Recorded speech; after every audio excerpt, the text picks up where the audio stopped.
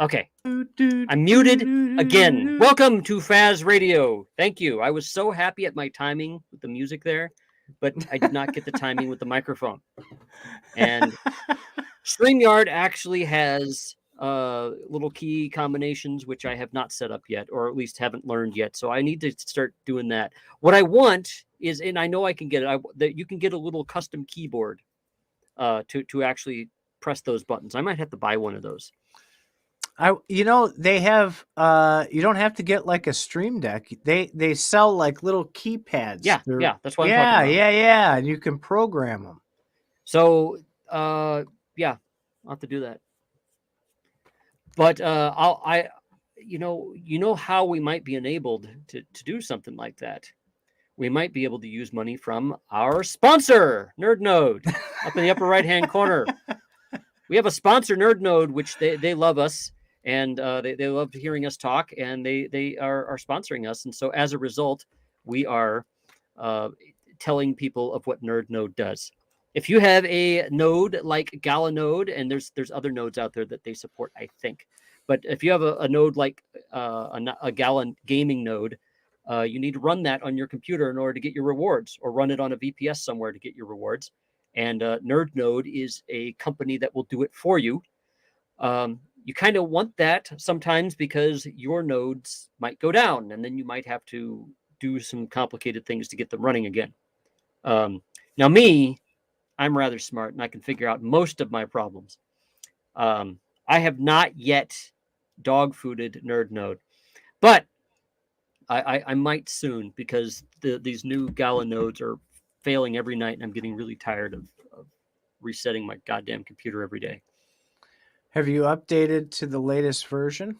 There was like 2 upgrades recently, and they're saying they're stable if you're on Linux. It broke the other day. I couldn't get it to work, and then I updated Docker on my computer, and then it started working again, just out of the blue. I was going to do NerdNode and just hand it off to them, and then I got Docker updated, and then my life got busy, and I haven't had a chance to mess with it. Luckily, it works, but every day I have to reboot the computer. Sometimes it'll break several times a day, too. I'll come in and it's been down for like 4 hours. Again, NerdNode solves that. Well, I'm hoping what I would do is that Holochain node that I have, it's been down for 3.5 weeks, and they can't seem to solve the issue. That's a hard node, though. It's an actual box. So yeah, I'm hoping won't run those, I don't think. Yeah, I'm hoping. They said once they get into beta, which just started December 15th, they were going to release soft nodes. So I'm hoping that comes up. That would probably be my first evolution into NerdNode, because I want that thing running. So let me plug them for a second before we get into things. Holochain? Yeah. Are they a sponsor? They are not. However, I want to tell you about their excellent, well, sort of excellent customer service, right? So they have a dev team. They're pretty easy to get a hold of. They just went into beta on December 15th, and they had been in alpha for the last year, and pre-alpha was like 5 years. All right. So they didn't make a lot of progress. A lot of people gave up on them. I was running like butter for a long time. Part of the alpha, got some early token access, things like that. So I have a problem where it's giving me a flashing yellow light, and it won't connect to the network. And they're troubleshooting it for me. They're trying to help me through it. And the guy sends me a thing because I got a little irritated. I'm like, all right, we're going on 3 weeks with this. I understand you guys are busy pumping out this beta, but I'm really excited about this thing. I really want to get this thing going. And the guy says, listen, we're going to do you a favor. We're going to let you accrue, and we're going to credit you manually like you're up and running, because we obviously can't solve this problem. Because we suck so badly. No, so there's a bunch of people who all of a sudden the nodes just either are solid blue, which they shouldn't be, or they're flashing yellow.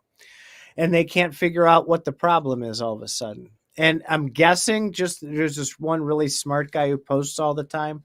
And he thinks because it's been like 5 years that this thing has been running, he thinks the hard drive is starting to fail. Oh, So I may just have to swap out an SSD and I might be back in business. So, but this team is fantastic. They're responsive. They try and help. I know them pretty well over there. That is a big plus for me. do you know them really? When you can say that you know the customer service team really, really well, is it really good customer service? They're my best friends. Well, let me tell you though. So this is going to be a decentralized thing. They did a boot camp. I told you about it. They're programming in Rust, and they did a super cheap Rust symposium. They brought in a bunch of devs who wanted to go. They took you out into the woods of Norway somewhere at this really exclusive place. Beat you up behind the woodshed. They gave you a place to stay. They fed you the whole 9 yards, and they did I think it was 7 or 10 days of Rust training, and it was only like $1,200. I mean, it was run your node.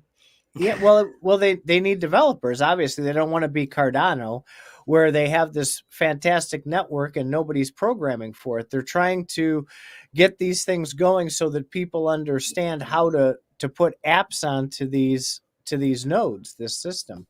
Did you hear the shade at Cardano being thrown there? Yeah, you know what? I do like Cardano, and I like what they're doing. I like how quick things are, but there's nobody building a goddamn thing on there. It's like useless. They're not doing anything with it. And then he cries like a little girl. Oh, we're worth it.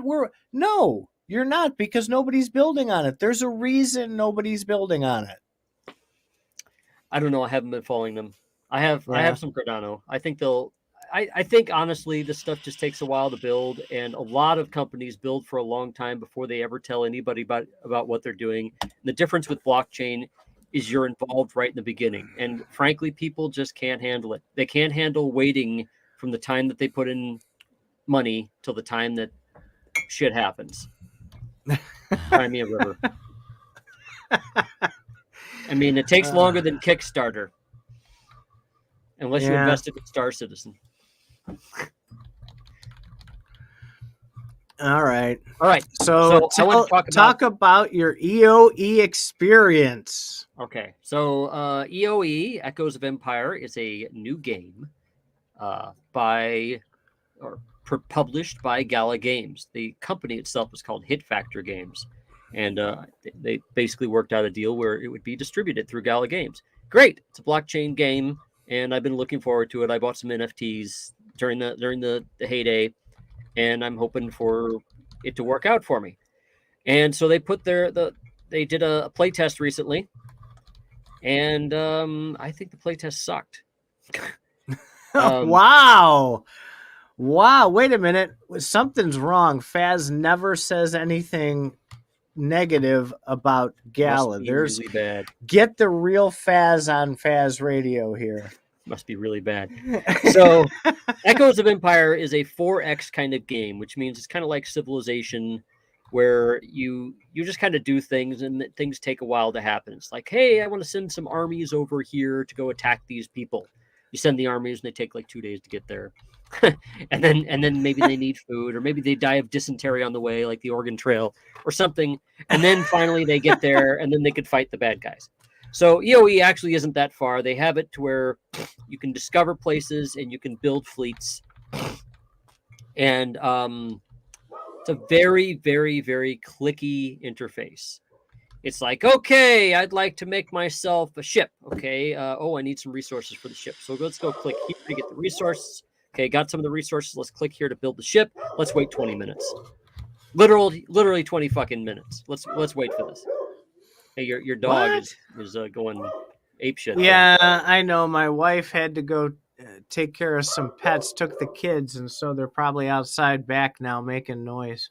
You might want to mute while I'm Okay, yeah, we got to get the focus on the EOE. That's Go ahead. Right, not the dogs. Anyway, so you make the ships, You got to click here to get the resource, click there to start the ship, click there to get the ship going. And then once the ship gets built, you got to click there to claim the ship. And then now you want to send it somewhere. But first, you want to send it somewhere in the universe, but you got to send out these probes in the universe to figure out where things are. So you see all these stars. So it's like, okay, send a probe to these stars. So, okay, you go click here, click that, get a probe sent over there, go click on the star that you want. Okay, probe is being sent. Probe takes 10 minutes to get to the fucking star. Okay, fine. You wait 10 minutes, you go do some other things, you make a sandwich, you go play a video game, buy some Def Leppard t-shirts online, who knows. And then probe finally gets there, and it just so happens it's a star that you like. You can I can mine some things there. So you go back, you've made some ships, you've claimed your ships. Now you go click on the star, you send the ships over there. 20 minutes later, the ship is at the star, and then you have to sign a lease to mine something from the star. Apparently there's some universal lease authority there that you have to sign a lease. So you sign this lease to start mining, and you can mine for about 30 minutes or so before you have to go click, click, click, click, click, click, click, and then send all that shit back to the home base where you came from the beginning. And then you can upgrade your home base. Now, they're in alpha right now, so this is the only gameplay loop that they have right now, which is discovering and mining and upgrading your home base. But good God, is it just unintuitive and laborious. It's you spend most of your time clicking the goddamn things. It's click this, click that. Okay, do you have permission to do that? Okay, click this. Okay, yes, fucking okay already. Fucking do it. God damn it. Okay, go. Just go. So that's my experience with the game. It's the universe is rather big. Stars are everywhere, so you have to move the map around. You got to click to pull the map around. They do have hotspots, but they don't seem to be working all the time. So you click to move around, move the map around. Click here, click there, get this over there, click. You're spending all this time clicking and not a lot of playing. Now, I would think that a game that I would enjoy, it's just a couple clicks here, a couple clicks there, and you could set things in motion. But everything's very slow and manual, and they have a very stylistic UI. It looks very nice. It has a very specific kind of like futuristic empire style to it. Okay. Might want to mute again. Has this like futuristic empire style to it. Style's kind of nice. I'd like to see that evolve a little bit further, but it's going in a good direction. I just have a problem with all the goddamn clicking. I mean, even playing Civilization 4. I mean, you got some stuff over here. Uh-oh, he's leaving people. There he goes. I think that's the bathroom. I think he's got to go drain the weasel in there or something. What are you doing in the bathroom there, buddy? Oh, maybe that's not the bathroom. Did you? He's coming back. All right. Anyway, so just the amount of clicking to me does not make for good gameplay. Gameplay to me, you have the least amount of clicking. If you play like a game of solitaire on Windows, which is like the first mouse, I think that was the application to show you how to use a mouse. You click the card once, it flips it over. You pull and drag it to its location. Done. Very little clicking. Now, of course, you can do some extra clicking, like you can move the cards around if you want. You don't really need that, but you can, and then you click to expose the next card. Click, drag, click, drag. It's a very simple gameplay loop. If all you're doing is creating ships, because they're in alpha right now, the fighting hasn't been programmed yet. So if all you're doing right now is creating ships, discovering planets and stars, and mining the resources of those planets, it shouldn't take 17 fucking clicks to do it. It should take like 4. But I actually kind of realize why they need so many clicks. One of them is if you make a ship, for example, you tell it to start making a ship. It takes about 10 minutes to make a ship. Then you have to click claim. What I think the claim button is doing is actually recording it on the blockchain. That, okay, the ship is being made, and now you hit claim. You're doing an actual claim. You're doing some work to get the ship. I would propose that you did the work to get the ship by starting the process going, and then it would just auto claim. But then again, of course, the game could crash, and then it could start back up, and then you'd have to tell the blockchain at that point. Remember, the blockchain is not in the same place where the game is. The blockchain is out there on all these computers, and so you're sending a message to the blockchain. So if your computer crashes, nothing's actually going on in the background. Now, if it takes 20 minutes for your ship to get to the star, if you turn the computer back, if you reboot your computer, it'll just say, okay, when did he start this and what time is it now? Okay, 20 minutes have elapsed, so he must be there by now. So I'll update the blockchain. Great, you can do that without claim buttons. But it gets worse than that, because when you claim resources, say you're mining some resources, there's 3 different types of resources you could mine. It's me making hand gestures. 3 different resources you can mine. You have to collect every goddamn one of them. Collect this one, collect this one, collect this one. I forget what the names are. I think one is yellow, one's red, and the other one's blue. And you need those different colors to make ships and so on. And so you got to click here, collect, click here, collect, click here. Just make one fucking button. Just one button. Collect everything. If I have resources to collect over here, get those. All these ships in different areas, collect those. It's like, why would I sit there and mine a star for 30 minutes and then not actually collect the resource? What, is there a gameplay loop for that?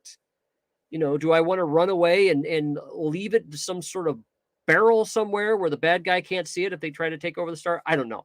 I think they should have a big fat button at the top of the screen, collect everything. And it'll just go, oh, he has 3 ships that are collecting. Boom, boom, boom. He has a collector over here. Boom, boom, boom. Does all that stuff. Then you can hit that whenever you want. Easy button, huh? Well, it depends on what you want to focus on. The easy button, I think the collecting is part of the work, but I feel like the collecting should even be part of the fun. But you got to make the fun fun. I mean, if you were to play soccer, are you going to sit there and calculate the trajectory of the goddamn ball? You're going to kick the ball.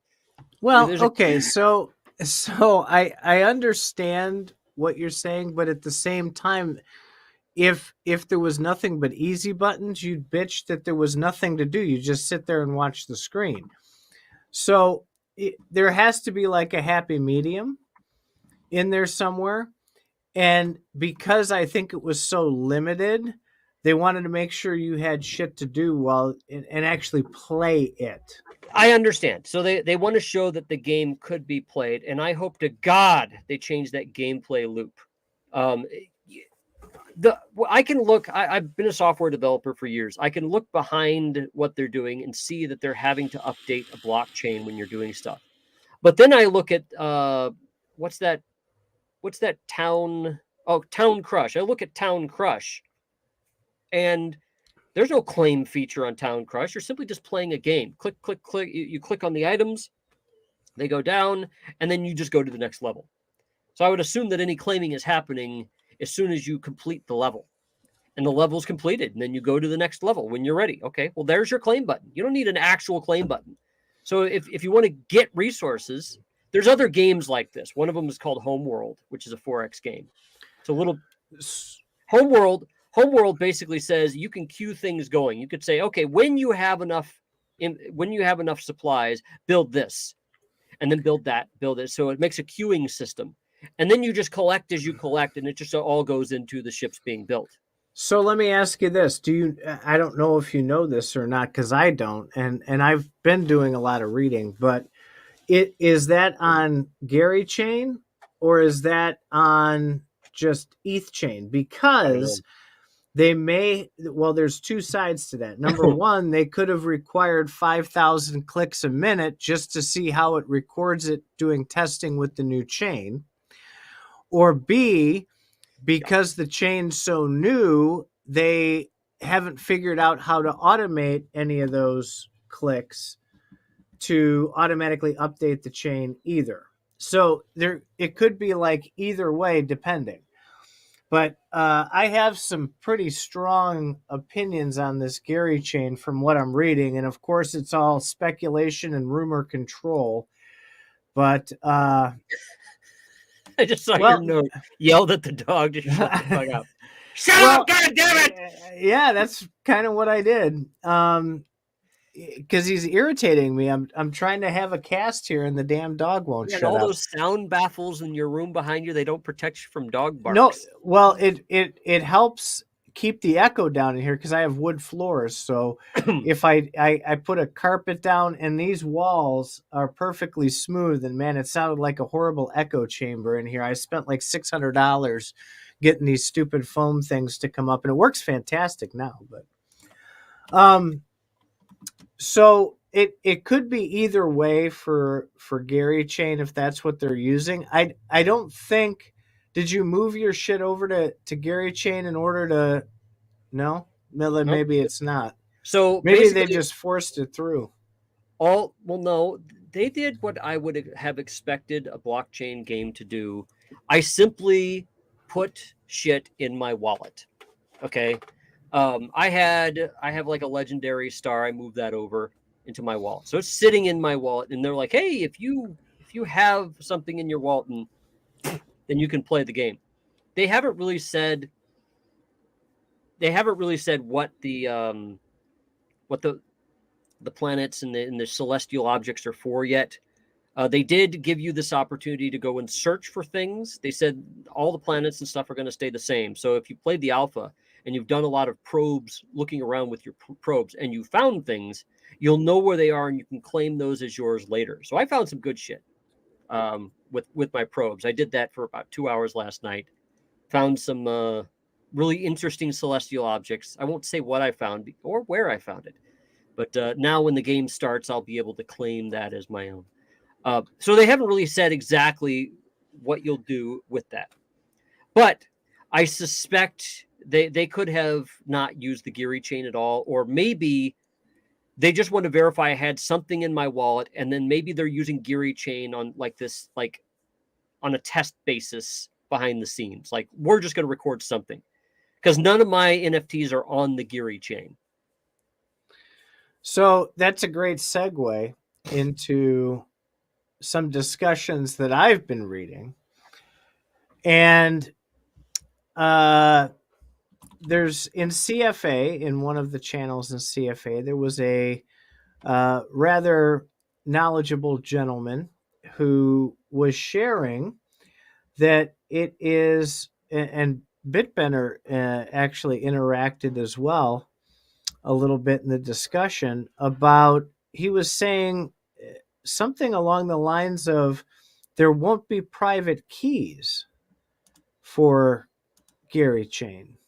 And Bitbender responded with something along the lines of that they don't even have keys for the chain yet.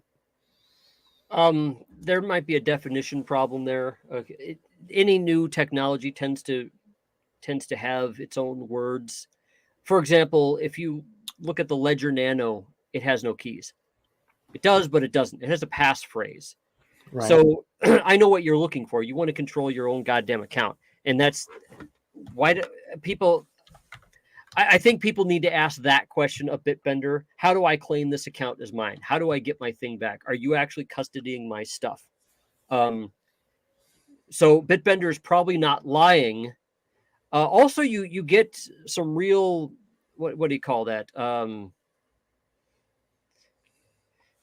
What do they call it? An echo chamber going on. He might be thinking in GYRI language and not thinking in our language about what GYRI is. When you say I want to own my account, and he's like, hey, your account is right here. So I don't know exactly why he would not tell you that, but I think you should pretty much demand, how do I control my account? Do I control my account? Why, yes, you do. You could just move things over. Great. Who's custodying it while it's not moved over? Are you custodying it? Because it seems like I'm not. Maybe the whole point of GYRI Chain, and I don't know this because it's not the case with Spider Chain, maybe if you have an ERC20 token that they just make a photocopy on the GYRI Chain. I don't know. Well, and these are questions that need answered. They want people using GYRI Chain, but they're not kind of backfilling the information as to what happens when your shit gets over there. I think they're probably they're trying to figure out the best way to present it. Like, should we do it this way or should we do it that way? And that's why they can't say a lot. I've noticed when they don't say a lot, they just don't answer the question. It's like, hey, Bitbender, like, how old are you? Blank. You know, it's Tell me about GYRI Chain. What's going to happen here? Nothing. And then they choose what they answer to later. Oh, Faz said something really important here. Yeah. What about this part that I asked about GYRI? Nothing. Well, and again, I don't want to get too far out ahead and start throwing accusations out, because it could be that that's part of the Coinbase and or MetaMask integration, is that it just reads your keys from there, and that's kind of what it is. You're custodying yourself. It just reads what you have in there. But okay, so again, this is where it gets sticky, because then wouldn't GYRI Chain have to know what it's validating against, or does it not care? Meaning, does it copy my key somehow on there to validate that's the same wallet, or is it agnostic and doesn't care and just says, "Oh, look what popped up"? Excuse me. That would be another question that I would have, because we really want to get away from Gala having the private key to anything. Yeah. That would be the goal. However, if if Elizabeth Warren gets her way, then you won't be able to custody your stuff. Or what did you say about Gary Gensler going after everybody? What exactly is he doing? So he's mad now, of course, because everybody's calling him out because he didn't catch good old Sammy over on FTX. Well, then fuck it, you're all in trouble. Is that what he said? He's kind of like, no, you just watch. And there was the quote that I saw, and I can't quote it exactly, but it was something along the lines of, it's beginning now. We're coming after everybody now.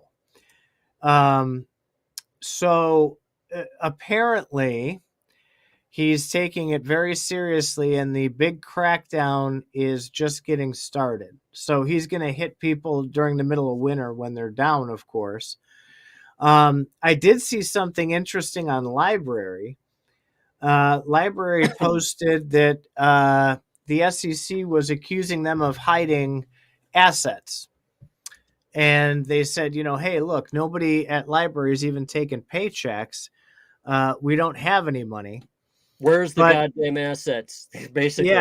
Yeah. So today, the follow-up tweet on that, Library he says, the guy who runs that, he says, this is a serious challenge. I would, we'll gladly find $20 million to pay, because I guess that's what they want the fine to be or something. We'll gladly find $20 million to pay you if you come out with clear, concise directions on how a blockchain can become a public entity. So they're kind of lobbing bombs at each other back and forth. This is going to be even more interesting. I'm going to see if I can find that Gensler tweet, because I do want to get to the bottom of that a little bit. Okay, so the next thing, the other stuff I wanted to get to was Lastpass apparently got hacked a month ago. And Lastpass is a good place to keep keys and stuff like that. They keep it in an encrypted database. Great. And the key is based upon your password. And they actually they're actually unable to get into your account if you didn't want them to. The problem is, apparently they had a number of other things, like basic information on people that was hacked, and they've actually gotten copies of actual data. It's just data that they can't read. And of course, what criminals will do is they'll grab a bunch of data they can't read and then wait for years until they get the keys some other way, and then they can read that data. So if you have LastPass, you might want to change your password, because maybe 4 years from now, when some AI-enabled hacking software figures out your password, then it'll be too late. Well, at least they'll have all your passwords from back then. If you've rotated your passwords since then you'll probably be okay. So that's a good reason to rotate your passwords, even if you are in a service like LastPass. Now, from what I read on that, though, it doesn't sound like any of that data was compromised. It was just name, address, phone number, email, all that stuff. Is I that not accurate? I posted something on CryptoFaz Academy. They actually got user data as well, from what I understand. They did an update today. Yeah, well, no, I did see that. But in that article, it didn't say anything about passwords being compromised. No, no, not passwords. Data. There's a difference between data and passwords. Right. The data is what the passwords would unlock. They've got a bunch of locked data. So I mean, the neat thing about encryption is you can actually go look at the encrypted data. You just can't read it. You need to decrypt it. Well, that's where that strong Lastpass password comes in, and I locked myself out of mine twice already. And how do you get back into it then? You have a special recovery process. You download a specific key, which allows you to then go through a 3-step process in order to recover it. And So, this process does not include LastPass, correct? not directly. The last part of it does. And so how stupid it was, right? So you started with LastPass and you were pushing me to that. So what was your password, by the way? Nice try. Yeah, Huh? yeah. Nice try. How'd you guess that? No. I started with 1Password. The only reason I did that is it appeared that it was more family friendly, and I wanted to share it with the rest of the family. You got like 5 unlimited licenses for the same amount you only got 2 with on LastPass or some shit like that. I don't know. But anyway, 1Password is good, but it's a pain in the ass. It doesn't autofill things for you. And it was doing this really annoying thing where you would generate a secure password from the little window up top, and then it wouldn't fill that one into the form. It would fill a new one in, so you'd click save, and it would save the wrong fucking password. It was just a pain in the ass. So what I did when I got LastPass, it saved my original LastPass password, the main password, into 1Password.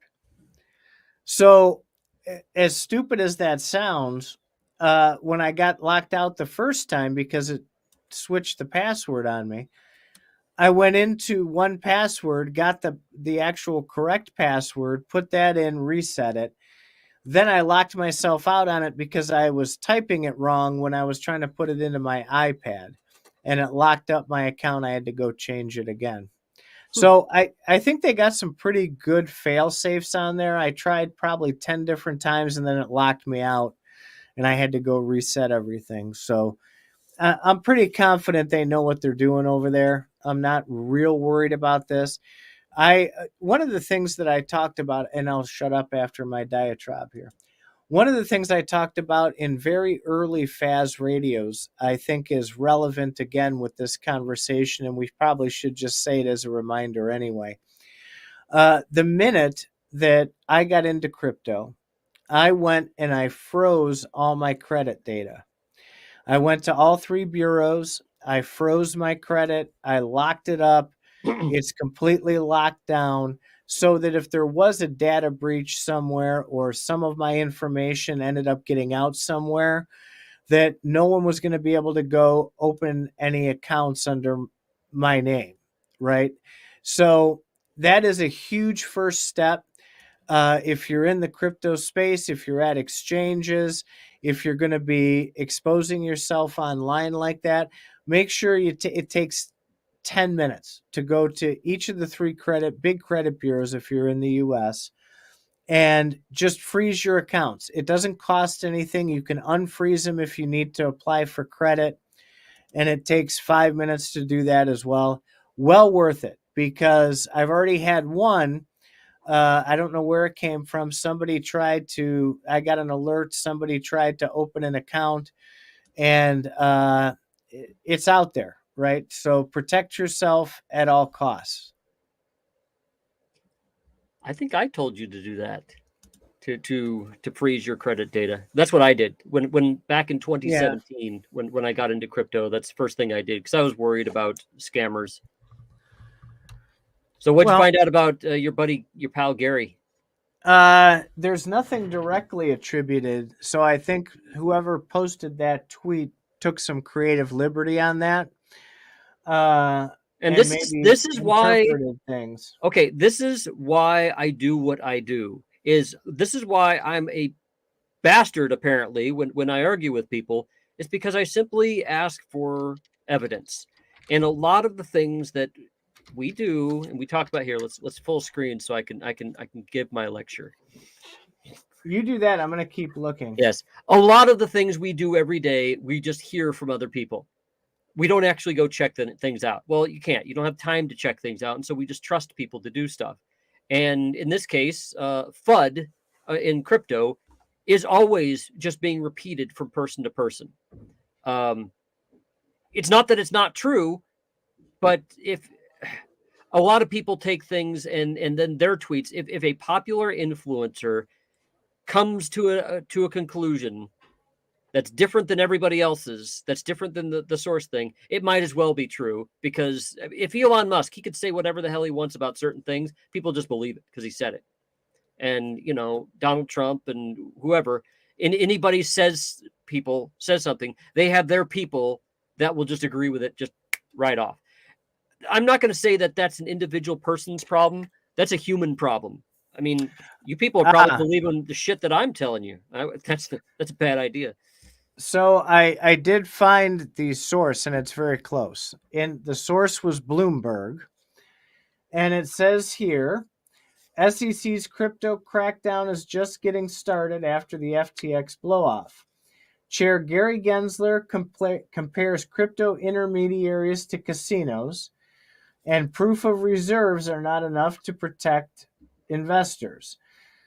The SEC is just getting started. SEC Chair Gary Gensler said in an interview on Thursday, which is today, that the agency's patience is wearing thin for digital asset exchanges and other firms that decide to shirk any regulations. Okay, so what I can conclude from that is he's going after exchanges. He's going after Binance, Coinbase, stuff like that. Great. He's not going after individual wallets, which is what I had heard on Twitter, and I think you had heard on Twitter. They're going after individual wallets. So that's the lie. That's the FUD. And yeah, well, here it says people that know this, the investors that know this are the ones that are going to profit, really. And it says right now, he's focused on all cryptos and stable coins, crypto exchanges, and companies that hold cryptocurrency, i.e. MicroStrategy. That's who he's going to be focused on, is what he said in the interview, apparently. Okay, so what I'm not getting from that is that he's going after individuals, that he's going after people who hold wallets. He's going after exchanges, custody people. I mean, Robinhood, Coinbase, stuff like that.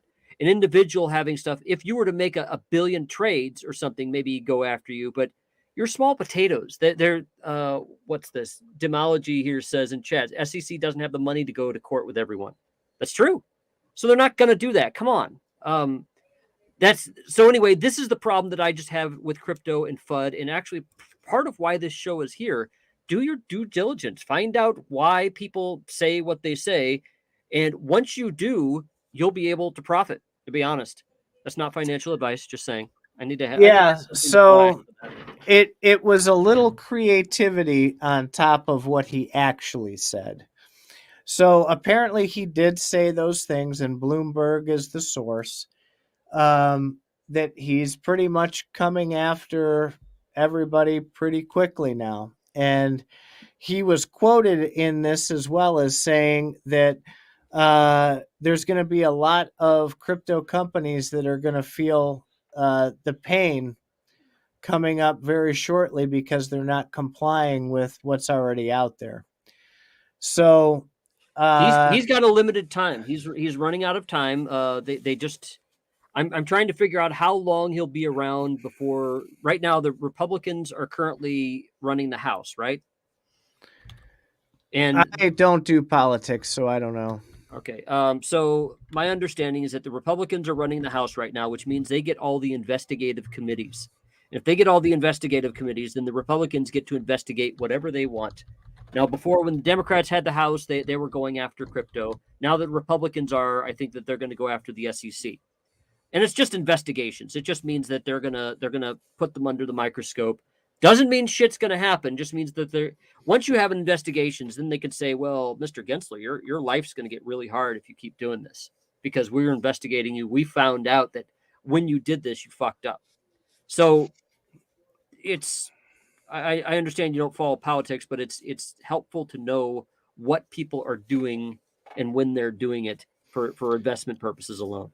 Well, I do watch the headlines, I but mean, as far as the opinions of politics, I personally would rather not get into that with when we talk about crypto, but just knowing what's out there is more important.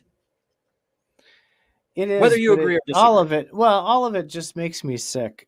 I mean, they're legislating on things that they don't even understand what it is, You know, and that's a hard thing to swallow. crypto is starting to show me that Congress in general, no matter what side, for years has been legislating on shit that they have no fucking clue of what's going on.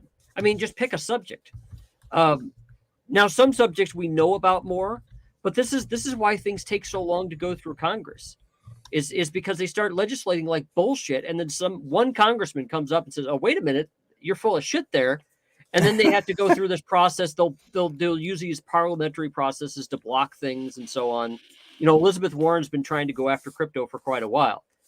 Senator Toomey, who's going to be leaving in a few days, just made a pro crypto bill to kind of combat against Elizabeth Warren's bill. Well, that also, Her bill is probably not going to go very far because they're not in charge of the House. However, these bills influence people. I guess that Toomey thing, if I'm thinking of the right one, was big on stable coins. They're trying to regulate stable coins first. Because that is obviously what a lot of people are going to use to begin with, just dipping their toes into the whole crypto side. That's fine. It's I'm fine with them regulating stable coins. They want to make it so that stable coins, people rightly realize that stable coins underpin the value of a lot of cryptos because they're the intermediary. If you want to get money from Bitcoin, but you don't want to put it in dollars, you want to stick it in a stable coin to retain its value till you can use it later. Okay, good idea. You don't use dollars because dollars aren't the best electronic. They're not really electronic yet.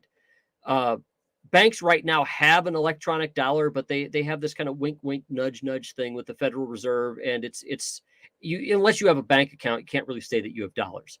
So, but if you buy a stable coin with a dollar, now that you control the stable coin, you can say, okay, we know how many dollars are here, and it's really going around the U.S. banking system. Okay, that's cool. Oh, I should focus myself. We need our director. I forgot my director was going to be coming tonight. We'll have to do our director tomorrow night. Anyway, so yeah, it's they need an intermediary, and stablecoins have been great for an intermediary. It would be nice. Well, okay, sorry. They realize that that's where all the power is behind all the cryptos. If you block those stable coins, you block a lot of what's going on. Well, and that's part of the problem is they want their own CBDC, but there's ones out there right now, and we did a show on this about which ones are censorable and which ones are not. You know, USDC can shut down your entire wallet if they want to. Tether not far behind. Paxos, and there was one other one that we discovered. We'll have to go back to that show. There was one other one that was censorship resistant to where they couldn't do much if you were in that stable coin, but there was still some time to do it. We've been ignoring these comments here, I noticed on the side. Oops. So to kind of go back, Demology, the SEC doesn't have money to go to court with everyone. No, Hey, nor do they have. I said that. They don't have the resources either, right? They can only clog up the courts with so much. That's correct. They're going to pick the ones that are going to make the most impact. All right. Maybe they know who has money. They're obviously going to go after people who have money, but it's also going to be a matter of principle. They want to snip the head off the snake to try and keep. That's why they went after celebrities. They don't want the public influenced into buying into this crypto stuff. They want to keep the public out of it. So yeah, that's a really one. good point. They're going after the high profile stuff, and people are getting kind of pissed because they're like, why the fuck are you going after Kim Kardashian when FTX is who you should have been going after? Yeah, these CBDCs are not a good idea. I think China's got one out now, the digital yuan. But England is apparently very close to them as well. I don't like this one bit. If they're going to be able to completely control money, they'll tighten up the cash. They'll pull the cash out of the system. It's going to be virtually impossible. And if you don't do what they want you doing, they just shut off your money, which is never, ever a good thing. Now, what do you mean by pulling the cash out of the system? So where was it? I just read this last week. There's a place somewhere where they're restricting how much cash you can take out at any one given time to try and move into more of the digital dollars. And I'm going to have to look that one up to see exactly where it was. So, okay, my understanding is that Tether and USDC have reserves, and they certainly have some reserves in Bitcoin and stuff like that, but they have a lot of reserves that are backed 1-to-1. For you to pull money out of their system, they have to then base it on something else, their reserves on something other than the dollar. So it was Nigeria. Nigeria just passed crypto legislation to make crypto legal tender. And it says here, Nigeria bans ATM cash withdrawals over $225 a week to force use of their central bank digital currency. To promote cashless Nigeria, the usage of the e-Naira, the country drastically restricted the amount of cash that people have and businesses can withdraw for ATMs during a 1-week time frame. So they're purposely restricting how much cash you can have to force people to use the e-Naira. Naira is what their currency is. So, okay, that's really interesting because, wait a minute. Is crypto legal tender, or is there CBDC legal tender? Because if it's Bitcoin right now, well, I know they're Naira, right? I know their Naira is. If I was over there and I couldn't pull out more than $25 of cash or Naira or whatever a week or something, I just buy everything in Bitcoin. Why worry about it? If Bitcoin is legal tender, I somehow would think that you must use their digital crypto and not Bitcoin. Let me look that up while we're talking. Now, I do think that it might go this way. There's other ways to restrict that. You could say you can spend as much Bitcoin as you want, but you can't buy it. Because then you're forcing Bitcoin out of people's wallets, and then when they pull things in, it would have to be something else. Or you can buy it only so much a year. Canada made it to where you can only buy 3,000 Bitcoin a year. The funny thing about Canada is back in 2017, I had heard that about Bitcoin, and that countries would try to regulate the on and off ramps. And so I wanted to get as much Bitcoin as I could before they stopped me from buying more. I figured that they would stop me from buying it, and then I could only spend it. So I got the article up, and it's on Cointelegraph. And they passed a bill recognizing Bitcoin and cryptocurrency, even though the country currently has a 0.5% adoption rate. It will soon pass the law that will recognize the usage of Bitcoin and other cryptocurrencies as a means to keep update with global practices. But it was reported on December 18th in an interview with House of Representatives Committee of Capital Markets Chairman that's okay. Babadinga. That's okay. What I'm really interested in hearing is how much they will let you buy. Now, you did say that That's they can't what I'm cash looking. out. Now, okay. So when you talk about cashing out Bitcoin, if you're going to get cash, what they're really doing is buying the Bitcoin from you. So they're regulating how much Bitcoin that they would buy every day. I would think that they would want to buy as much Bitcoin as they can, but Nigeria is not rich. So maybe they're saying, well, we'll let you cash out $25 a week because we have a policy to where we can only afford to cash out with our 5 million people. We can only cash out 25 million a week, or $25 a week. So I could see the outflow thing because it's a way for them to accumulate Bitcoin. I'm interested in the inflow. Like, okay, fine. How much Bitcoin can you buy a week? And then you could start seeing the full gameplay loop there as to where they're pulling money out of the system. And I think that they want to use Bitcoin to hydrate their currency and make their currency useful. It sounds kind of like what they're doing. There's no numbers on any of these articles, but it said in this one here that they are Nigeria is second to the United States in Google searches for how to obtain Bitcoin.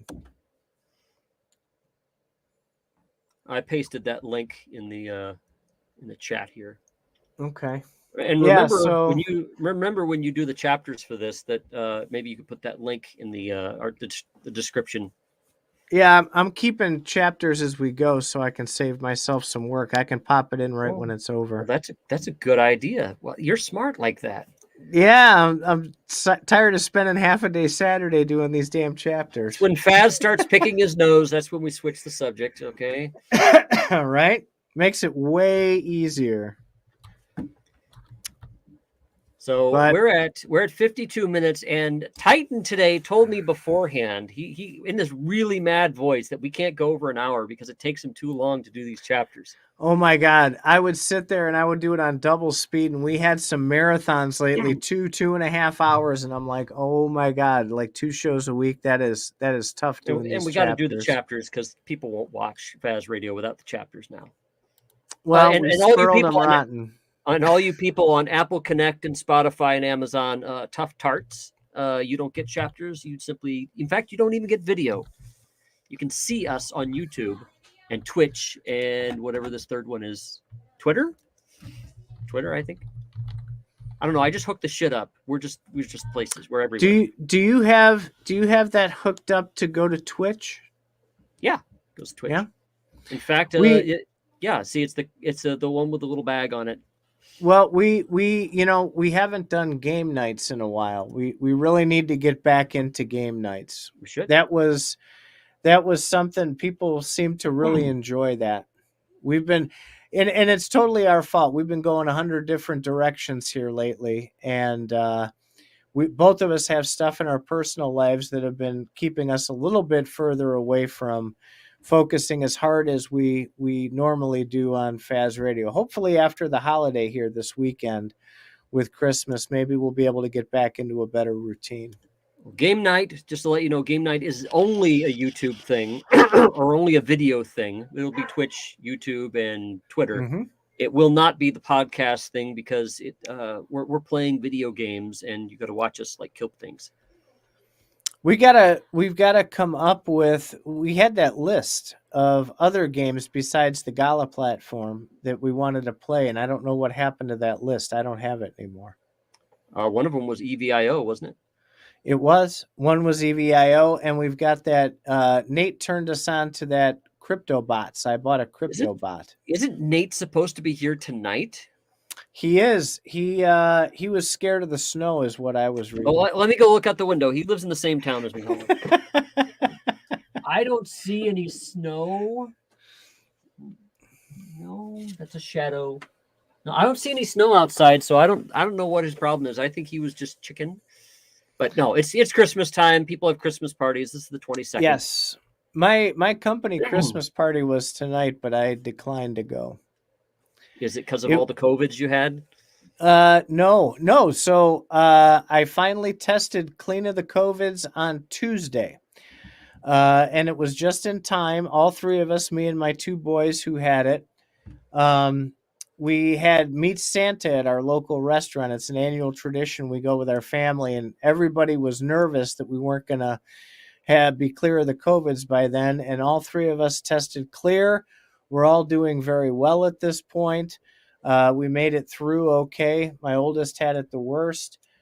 I'm still just tired. You saw me yawning a couple of times here tonight. It's a full day of work just wipes me out now. And usually I'm a night owl, right? I'm more awake at 2 a.m. than 2 p.m. Well, remember COVID, I can't stay awake past like 10:30, 11 o'clock now. Well, remember COVID also can have a lasting effect. What do they call that? Some sort of syndrome. No. Oh, I'm glad you brought that up. We can argue about this later. Or you can argue. We have a show. You have a show for that. But yeah, I do. Go ahead and tell the facts. So okay. So this is preliminary, and this was from CDC here in America. There is speculation they're testing now to find out if long COVID is actually a problem caused by the vaccination, because they found that in the vast majority of long COVID cases, people were vaccinated. So it's a theory that they are now starting to test to see if you basically they're saying if you were vaccinated and then you picked up COVID after that, you have a higher chance of having long COVID.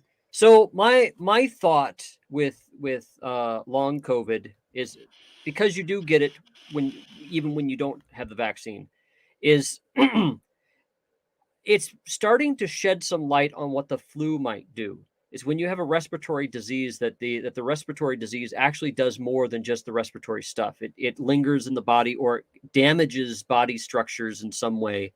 And what I've been reading is that long COVID actually happens after the flu too. And it might not be called long COVID, it'd just be long flu or something. But it actually happens in other cases. They're starting to think that a lot of what we thought were previous, like just regular immune syndromes, might be because people had a bad flu. Like I had the flu the last time I had the flu was in 2018.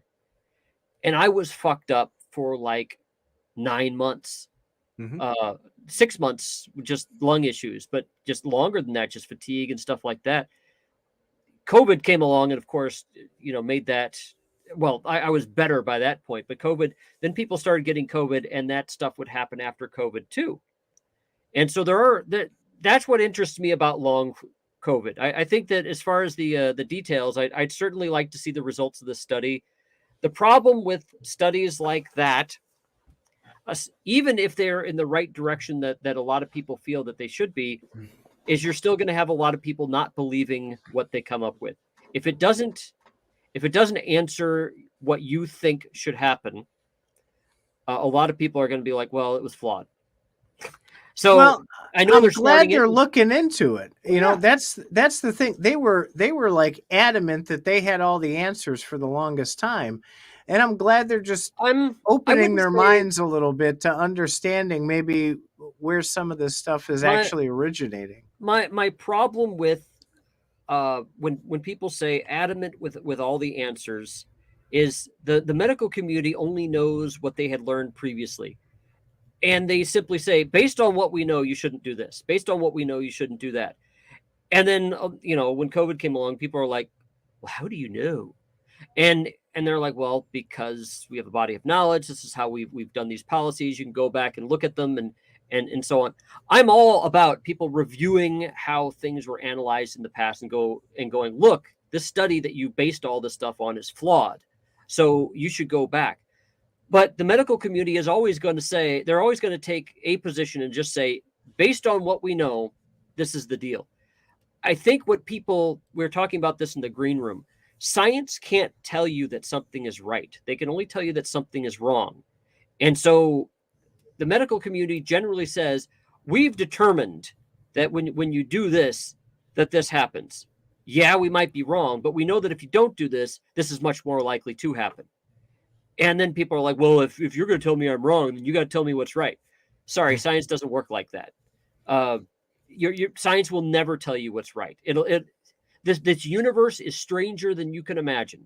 When we were talking about the speed of light in the green room, and by the way, if you have a premium account or a premium subscription here at Faz Radio, you can hear our green room discussions. Maybe we should talk about COVID stuff in our green room, because that's an opportunity.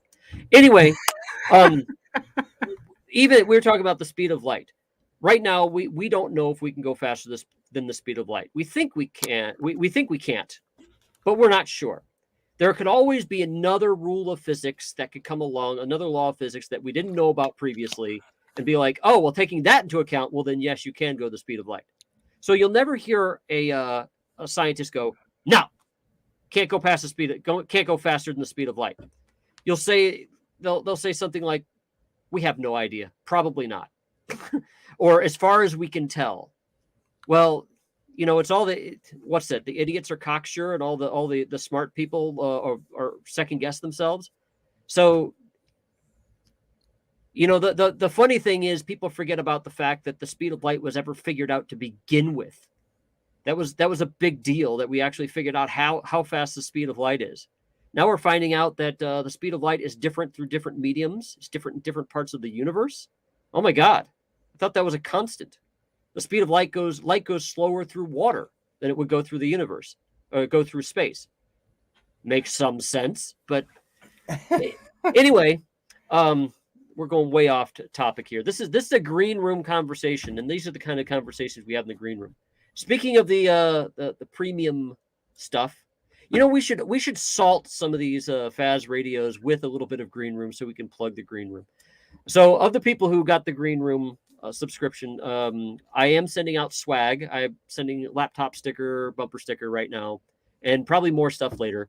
And I've been throwing some other zip bug stuff in there because I just want to. I have a little form to get your Faz Radio swag if you have a subscription. And we haven't had a lot. I just mailed some out today. We have not had a lot of takers so far, which, okay, I'll keep the money. But you have it coming to you. If you have a Faz Radio subscription, you have some swag that can come your way. And absolutely follow NerdNode1 on Twitter. We'll put a link down there in that. Take a look at NerdNode for your soft nodes. They have a guarantee that if the service is up but you don't get your rewards, they will guarantee that you'll get your rewards. They take it very seriously. It's called the fuck up the we won't fuck up clause, or you're covered if we fuck up clause. Absolutely. So give them a look, especially with Gala nodes coming up on the change in January 18th, I believe that is when you're required to be on V3. V3, I'm hearing some reports it's most stable on Linux. Windows machines is still having trouble with Docker. But hopefully they'll get that worked out in time. That's making it sound like you're wanting to end this episode. Yeah, we're at 103. I hear the wrapping up sound in your voice. Yeah, we don't want to keep going for hours and hours and hours. We could always talk.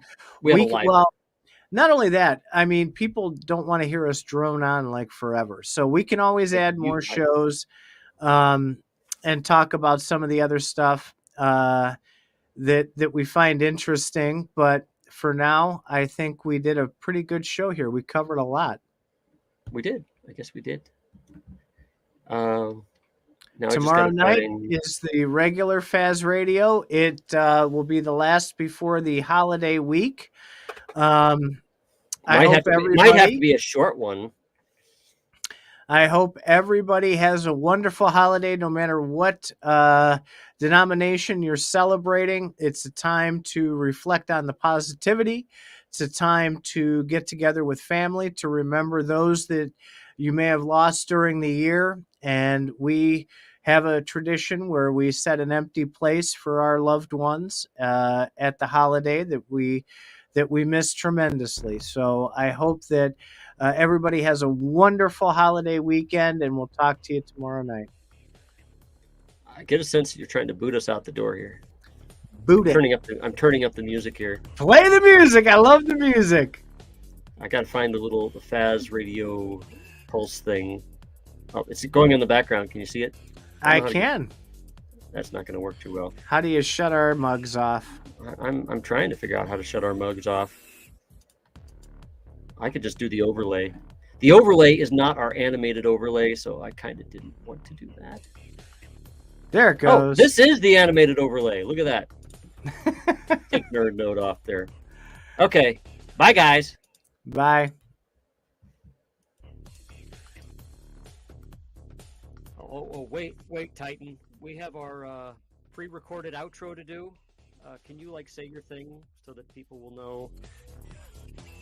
Oh, absolutely. Hey, like, subscribe, and throw some comments below.